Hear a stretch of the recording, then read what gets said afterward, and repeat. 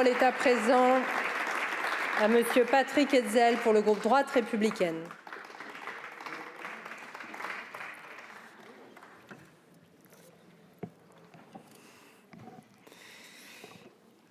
Madame la Présidente, Madame la Ministre, Monsieur le Président de la Commission des Affaires sociales, Mesdames et Messieurs les rapporteurs, mes chers collègues, il est des débats où le législateur ne peut se contenter d'être technique, mais où il nous faut être profondément humain.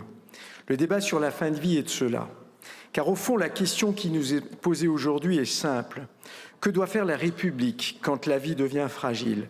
Doit-elle d'abord entourer, soulager, accompagner ou doit-elle organiser la mort?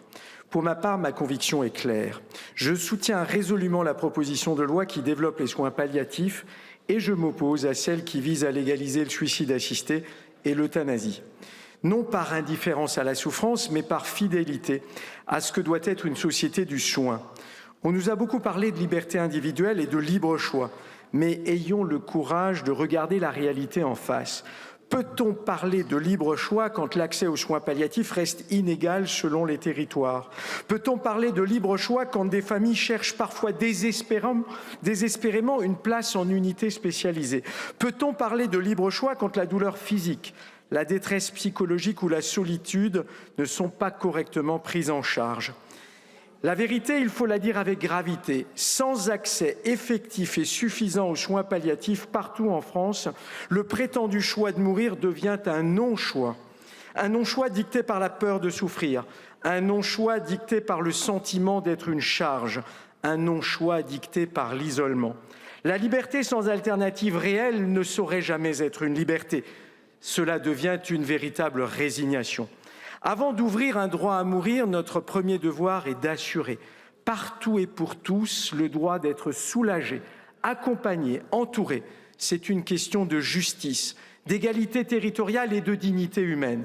Je veux aussi lever une confusion qui s'installe dangereusement dans le débat public. Non, il n'y a pas de continuum entre soins palliatifs d'une part et euthanasie d'autre part. Les deux démarches sont de nature fondamentalement différente. Les soins palliatifs visent à soulager sans jamais provoquer la mort. Ils s'inscrivent dans une éthique du soin, de la présence, de l'accompagnement, de la vulnérabilité.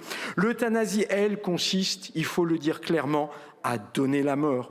Mettre ces deux réalités sur une même ligne est une faute et, disons-le clairement, une profonde injustice pour les soignants qui s'investissent au quotidien.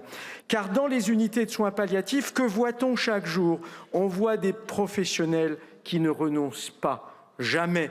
On voit des équipes qui refusent l'abandon. On voit des femmes et des hommes qui affirment par leurs actes une vérité simple.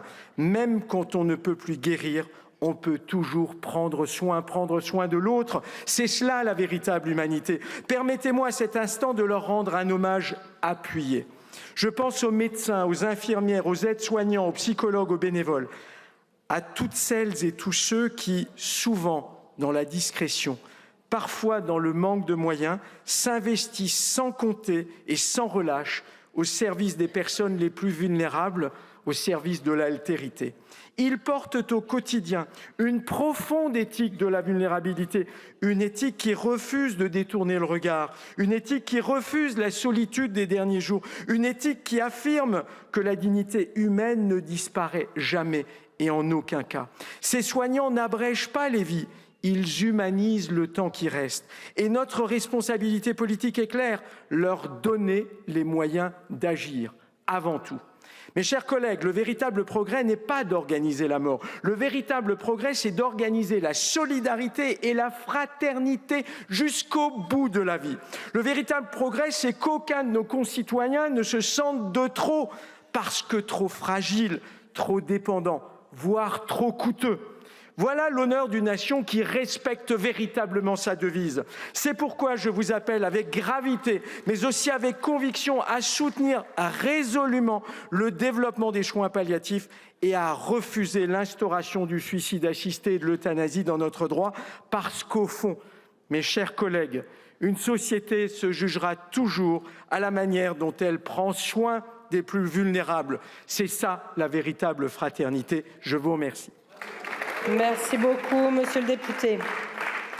La parole est à présent à Madame